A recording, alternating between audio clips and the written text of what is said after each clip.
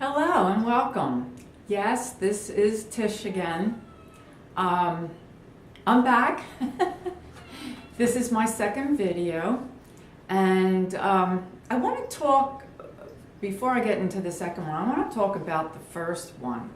Actually, the first video was supposed to be a test, but I looked at it and I thought, it wasn't too bad. Now, you can be the judge of that. So I went with it. And that is now my introductory video. But I want to, oh, and by the way, I forgot. Since it was a test, I didn't have the pictures that I was talking about with me. And I want to show you the pictures of myself and my friend Kathy. I'm on the left. And here we are. Aren't we just adorable? And because we were asked to take our coats off, we did. And here we are again. I'm on the left. And my good friend Kathy, who was actually older than me, and we were holding hands. I don't know if you caught that. What a, you know, as I said, it was first time I knew of me. So it's pretty important to me anyway.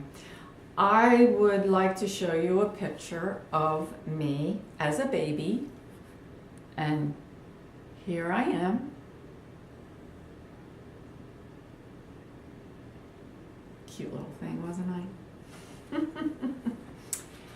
This is the only surviving picture of me, that size or bigger, that I have.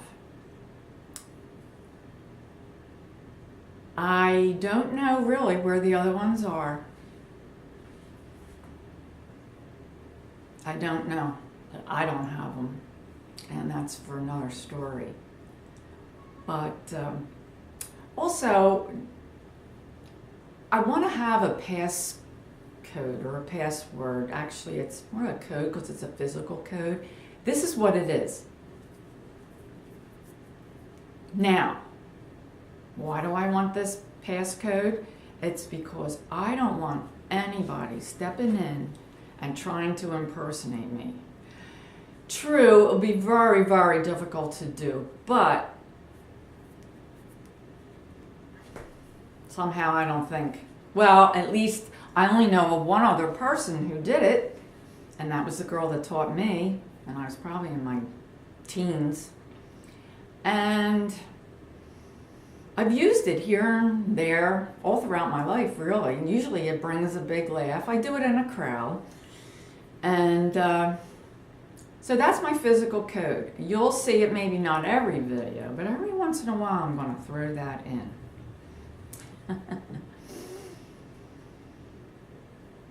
My first vivid memory was of me in that garden. But I have to title my chapter here. The first chapter is going to be called Elmira. That's the name of my mother, Elmira. Now, when I was younger, I know I used to call her Mommy, Mom, never Mama. But as I've grown older, I can't seem to do that anymore. She's either my mother or Elmira. So I don't know which one you're going to see or hear. But that's the name of my first chapter. And I'll start with the fact that I know my mother was pregnant 3 times in 1 year. Can you imagine being pregnant 3 times in 1 year? I can't even imagine that. The first 2, unfortunately, never even made it to full term. And I have mourned their loss. And I hope to be able to meet them someday when I arrive in heaven. I I don't know, it was too early to know what sex they were, but I believe in my heart of hearts that I will meet them when I'm in heaven. So I was the third pregnancy. I don't know why I survived. I have no idea, but there I was, surviving and getting to that garden picture. My mother was very abusive, and I'm going to showcase many times that I remember her being abusive. Of course, I didn't know the word abusive then. I thought it was just the way it was, But looking back on it, extremely abusive. They wouldn't put up with it today in today's society. They would not put up with this treatment if they found out about it. But the first incident that I remember after the garden party was me in the crib. I know it was nighttime. And there I was in my crib crying my eyes out. I have no idea why I was crying. I don't know. I didn't feel hurt. I don't remember feeling hurt. I don't remember feeling hungry. But there I was crying and crying in my crib. And I heard my mother from the distance, "Stop crying. You don't need to be crying. It's time for sleeping." Well, that didn't stop me from crying. Next thing I heard, "Stop that. There's no reason for you to cry. If you don't stop crying, I'm going to come in and smack you." Well, you would have thought that would stop me from crying, but it didn't. Next thing I know, boom, boom, boom, boom, boom, boom, boom. I didn't even know what that sound was. The next thing I know, well, that was my mother walking down the hall into the bedroom. The next thing I know, I'm looking up at my mother going like this. This is what she looked like. And boy, she smacked me. Oh, she gave me a good whack. So much so that I urinated in the bed. I obviously didn't have any diaper on. How it got all over the bed, I have no idea. But I do distinctly remember waking up periodically in the night and feeling urine, and wetness, and it was yucky. But I couldn't get out of it. I was afraid to say anything to my mother. In fact, after that, I really started learning to listen to what my mother said.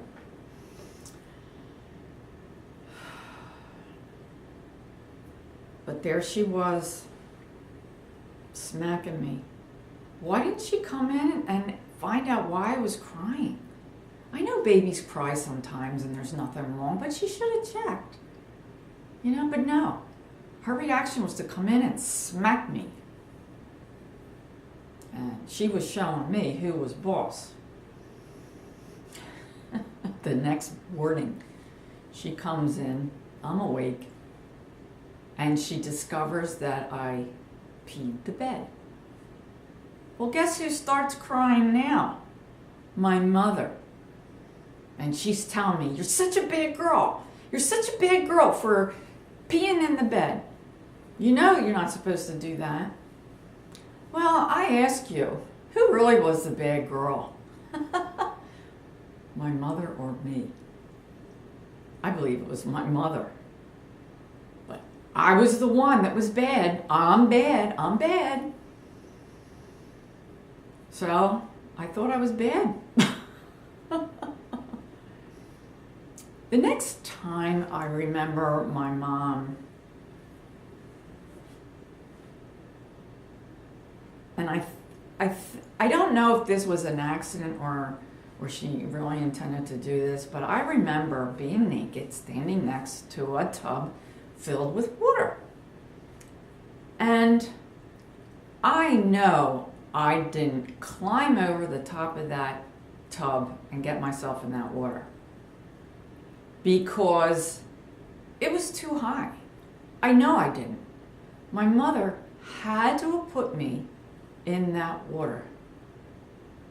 Oh my gosh, all of a sudden I felt this, all I could feel was pain. I screamed my heart out. Pain, unbelievable. I didn't even know what it was. It was pain. My father was in the living room. He came bouncing down, but my mother went into the bathroom before he got there and lifted me out of that water. Oh, I remember that pain. Oh, that pain. I can still remember it today. It was awful, awful, awful. Now, she filled the tub up. I know she did. My dad didn't do it. She didn't know that that was scalding hot water in that tub. You can't convince me that she didn't know that. And why was I in the bathroom all by myself? I mean, I no sooner was put in that tub and I was screaming, but it took a few seconds for my mom to come in. I know I was there alone, to come in the bathroom and pull me out of that scalding hot water. Well, what was she doing? Why wasn't she in the bathroom with me? I'm maybe 3 years old. She left me alone.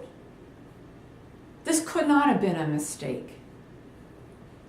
It could not have been a mistake.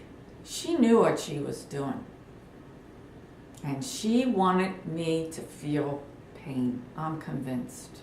I'm truly convinced.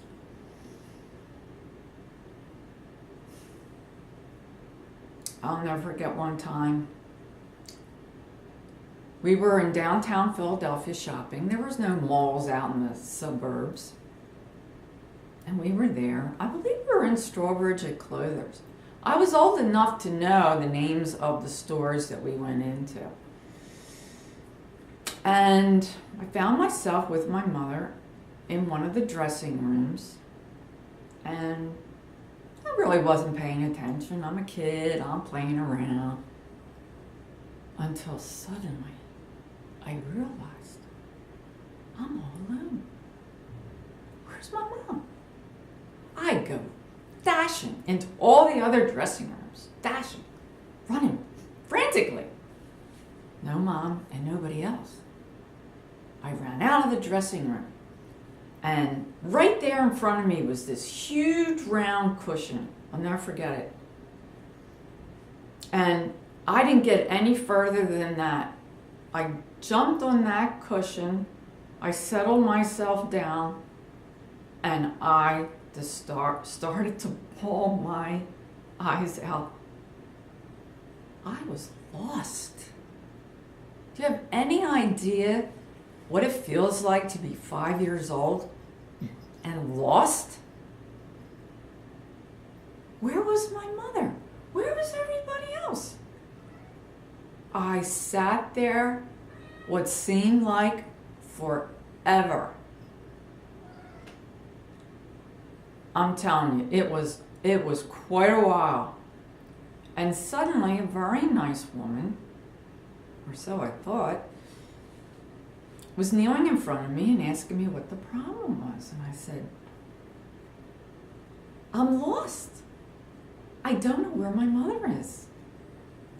She assured me that she would find my mother and that she would come and get me.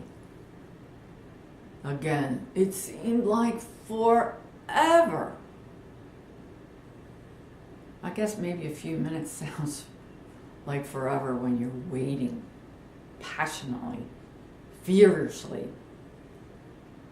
for someone to come and save you. Anyway, I did hear her page my mother over the loudspeaker system. I knew what that was. And I sat there. And I sat there. And I sat there, which seemed like an eternity. Absolutely. My mother was never coming back. What was I going to do? I'm scared to death. Finally, here comes my mother walking towards me. I see no emotion. I don't see emotion of distress. Like maybe she left and thought she'd be right back in the dressing room. I don't see a big smile trying to comfort me. I don't feel a kiss. I don't feel a hug. I don't remember any words.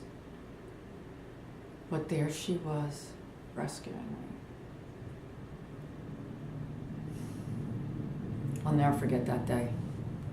I'll never forget that day.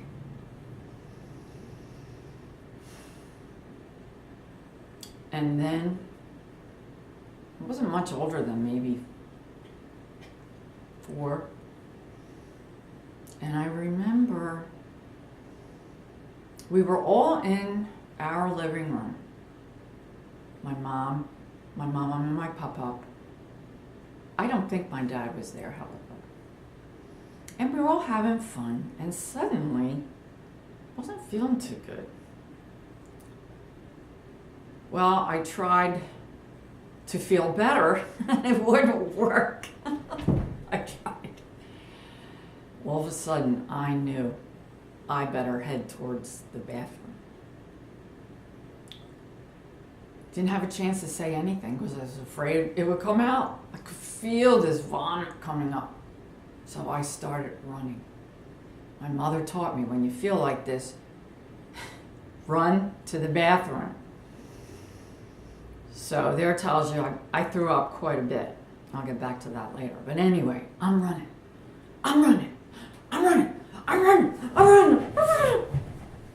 Desperately to reach that bathroom.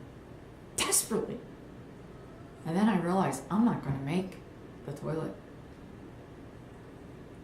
Then I decided I was going to make the kitchen sink. Made a quick left. And I'm still running. And all of a sudden,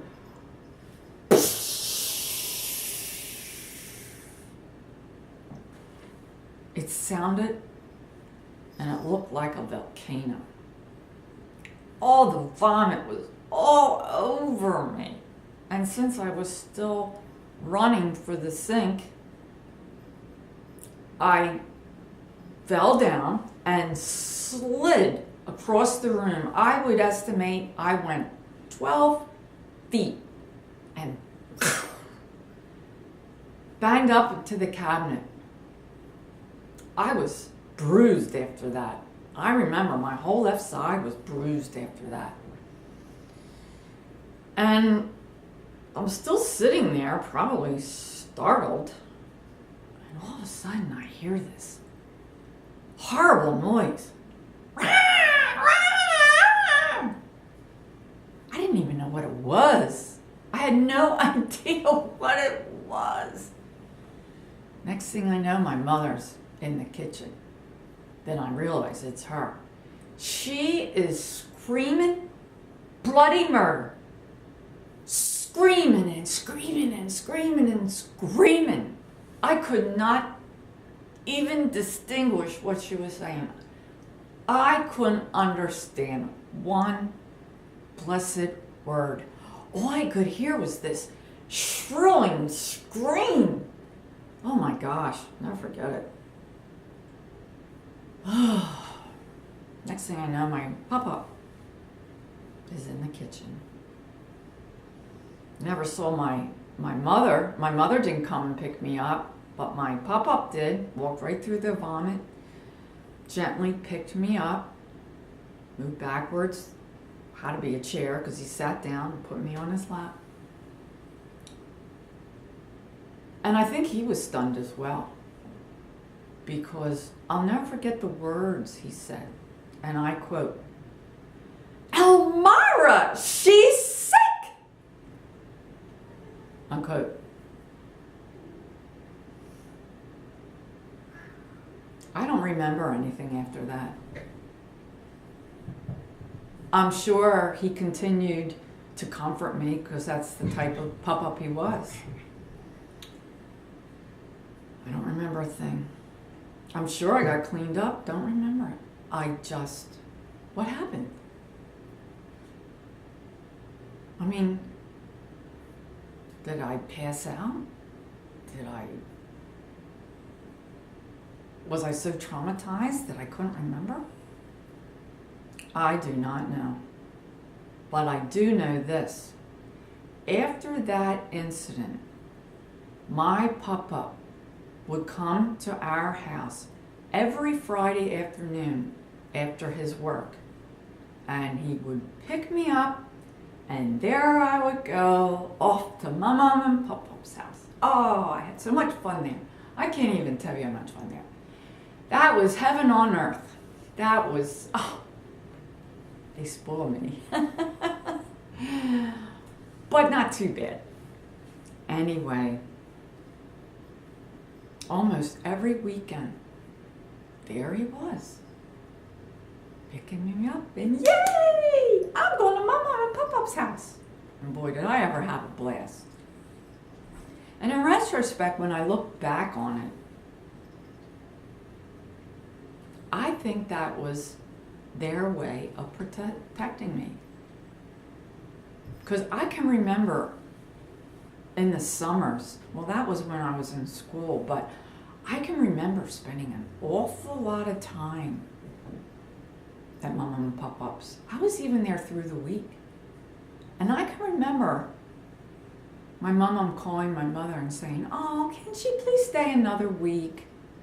Of course, my mother said, yeah. She never said no. Yeah, she can. And I honestly believe that they were trying to protect me. They did the best they could. I'm sure they didn't know what else to do.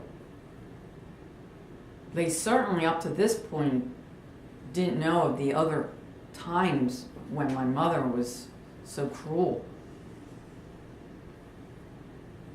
But that's what happened. Thank God they saved me. I was free of them, of my mother. I was free. Free. What a glorious feeling. I'm going to end this now because this has been very traumatic. This has been very, very traumatic for me to dig up these memories. So I need a rest. But before I go, I want to leave you with something I read not too long ago. And this is what it said. May you live all the days of your life.